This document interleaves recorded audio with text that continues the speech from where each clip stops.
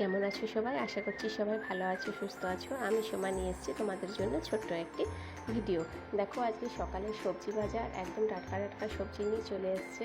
এই শাক এনেছে, মাছ এনেছে, আর তারপর দেখো বেগুন এনেছে, আলু এনেছে, পেঁয়াজ এনেছে, কচু এনেছে, আর এদিকে এনেছে শাকের সাথে দেওয়ার জন্য একটু বড়িটা শাকের সাথে দিতে বলেছে। কারণ তোমার দাদাভাই আজকে সকালেই বাজার নিয়ে চলে এসছে, কারণ ও স্কুল গেল। কারণ এখন তো এইচএসের সেমিস্টার চলছে, বুঝতেই পারছো, ওকে তাড়াতাড়ি বেরিয়ে যেতে হয়েছে।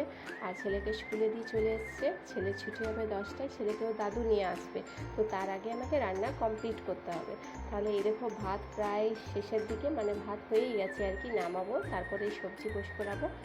দিয়ে চলছে কাজ, মানে ছেলে এলেই তো, স্কুল থেকে এলেই তো মানে ধুম মাচালে শুরু হয়ে যাবে আর কি, এতটাই বদমাস, ওকে সামালা খুব মুশকিল। তাই ও আসার আগেই বলি রান্নাটা কমপ্লিট করে নিই। আর দাদাভাই তো স্কুলেই খাবে, অতএব আজকে ওর খাওয়ার চাপ কিছু নেই।